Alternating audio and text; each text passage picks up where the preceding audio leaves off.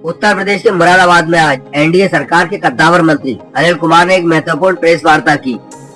विज्ञान एवं प्रौद्योगिकी विभाग के प्रभारी मंत्री अनिल कुमार ने केंद्र और प्रदेश सरकार की उपलब्धियों का लेखा जोखा पेश करते हुए साल 2047 तक विकसित भारत के संकल्प को दोहराया। मंत्री ने राम जी की गारंटी से लेकर ग्रामीण आजीविका मिशन और युवाओं के रोजगार तक सरकार की भविष्य की योजनाओं पर विस्तार से चर्चा की। इस दौरान उन्होंने कहा कि विकास की धारा केवल शहरों तक सीमित नहीं रहेगी, बल्कि गांव के अंतिम व्यक्ति तक पहुंचाई जा रही है। राम जी की गारंटी का जिक्र करते हुए इसे गरीब, किसान और मध्यम वर्ग के लिए सुरक्षा का सबसे बड़ा भरोसा बताया। उन्होंने जोर दिया कि सरकार की प्राथमिकता आम जनता को बेहतर शिक्षा, रोजगार और बुनियादी सुविधाएं उपलब्ध कराना है। रोजगार के मुद्दे पर बात करते हुए प्रभारी मंत्री ने बताया कि युवाओं को केवल डिग्री नहीं, बल्कि तकनीकी शिक्षा और स्किल डेवलपमेंट के माध्यम से आत्मनिर्भर बनाया जा रहा है। वहीं ग्रामीण आजीविका मिशन के जरिए स्वयं सहायता समूहों को मजबूत कर महिलाओं और ग्रामीणों को स्वरोजगार से जोड़ा जा रहा है, ताकि गांवों से शहरों की होने वाले पलायन को रोका जा सके। इसके साथ ही प्रभारी मंत्री ने आश्वस्त किया कि मुरादाबाद समेत पूरे प्रदेश में विकास की गति और तेज होगी और आने वाले समय में रोजगार के नए अवसर सृजित करने के लिए और भी ठोस कदम उठाए जाएंगे।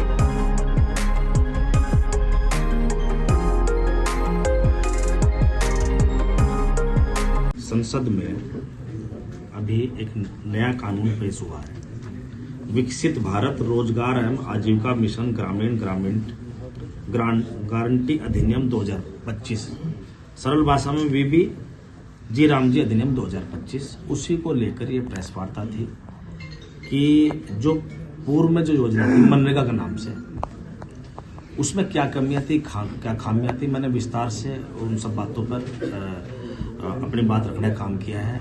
और जो नया प्रारूप इस कानून का आया है, उसमें क्या फायदा है, उसमें कितनी पारदर्शिता है, कितनी ट्रांसपेरेंसी है, उन सब बातों पर ये मैंने अपना विषय जो है आप लोगों के बीच में रखा है। मंत्री जी, जैसा कि नया कानून लागू होने वाला है, हम देखते हैं मुरादाबाद में कई लोगों से बात भी काफी खुश हैं इस योजना को लेकर। वो कहते हैं कि जो पहले 100 दिन था 125 दिन हो गया है। तो आप किस नजरिए से देखते हैं, कितना हित में रहेगा? मैं तो आपकी नजर से देख रहा, जब आप खुश हैं तो सब लोग खुश ही हैं। जब आपने खुद ही कह दिया भी जनता खुश है, तो ये सही बात है। देखो, मान लो किसी व्यक्ति को पूर्ववर्ती योजना में 100 दिन का रोजगार मिल रहा था, 100 दिन में भी कुछ गिरोह बना के कुछ लोग जो है उस पैसे को डकारने का काम करते थे। आज जो है इस नए कानून के माध्यम से 100 के बजाय 125 दिन का रोजगार सर्जित होगा और उसमें पारदर्शिता होगी, ट्रांसपेरेंसी होगी, बायोमेट्रिक उसकी अटेंडेंस होगी, 1 हफ्ते के अंदर उसका पेमेंट होगा। तो उनको ये महसूस होगा, नहीं वो जो पहली जो मनरेगा थी उसमें लाभ नहीं मिलता था। लोग जो है क्या करते थे, गांव स्तर पर एक गिरोह बनाकर रखते थे, सारे जो है जॉब कार्ड इकट्ठे करके और फर्जी पेमेंट निकालने का काम करते थे। जो असली पैसा जिसको मिलना चाहिए था, जितना निर्धारित पैसा है, वो उसको मिलता ही नहीं था, उसमें कटौती हो जाती थी। अब वो सीधा पैसा उसी लाभार्थी को जाएगा जो उसका जॉब कार्ड का धारक है। यानी कि पारदर्शिता आएगी पूरी तरीके से, 100% पारदर्शिता आएगी। और इसी योजना में नहीं, एनडीए सरकार की जो भी योजनाएं संचालित है, चाहे वो केंद्र सरकार की है, चाहे वो राज्य सरकार की है, सभी में पारदर्शिता है, सब में ट्रांसपेरेंसी है, कहीं कोई दिक्कत नहीं है। जहां कहीं दिक्कत है उनको दूर किया जा रहा है। सर, विपक्ष लगातार सवाल निशान लगा रहा है किस चीज की योजना को लेकर। आप अब कुछ तो बोलेंगे बेचारे। इस योजना का नाम बदलने की आवश्यकता रही, क्या कोई खास वजह रही? नहीं तो हम उनका नाम क्यों चलाएं? हमारी सरकार है, हम अपने हिसाब से काम करें। अधिनियम थोड़े खत्म कर दिया, अधिनियम में चेंज किया है, तो नाम चेंज करने में क्या दिक्कत है? विकसित भारत में ग्रामीण विकास तो विकसित भारत इसमें मुख्य उद्देश्य तो इस अधिनियम का ये है कि 2047 तक हमें देश को विकसित करना है। और देश को अगर विकसित करना है तो सबसे पहले हमें अपने ग्रामीण व्यवस्था को मजबूत करना की जरूरत है।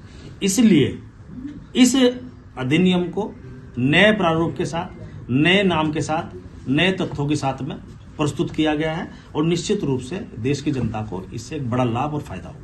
सपा के सांसद हैं वीरेंद्र सिंह, वो कह रहे हैं कि भगवान राम विचारों से समाजवादी थे। आप क्या मानते हैं? समाजवादी पार्टी तो बनी अभी 1993 में, कहाँ तक पता लग गया नहीं बात का। वो ये भी कह रहे हैं कि केशव प्रसाद मौर्य अखिलेश यादव के संपर्क में है। अरे ये तो बेकार का सवाल है। नहीं, आपको क्या लगता है, क्या ऐसी कुछ था पता? अच्छा, मैं क्या बता दूं इस बारे में, बताओ। जिस तरीके के सवाल सामने आ रहे हैं और इस सवाल ही को गलत है, कुछ सवाल ही नहीं है। और कुछ ग्रामीण महिलाओं को आत्मनिर्भर बनाने के लिए सरकार क्या योजनाएं बना रही है? इसमें महिलाओं को भी भागीदारी है। इस योजनाओं में महिलाओं को भी भागीदारी सुनिश्चित होगी।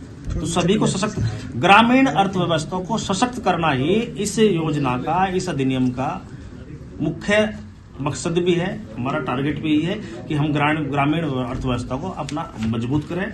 जो ग्रामीण हमारी अर्थव्यवस्था, चौधरी चरण सिंह जी ने भी यही कहा था।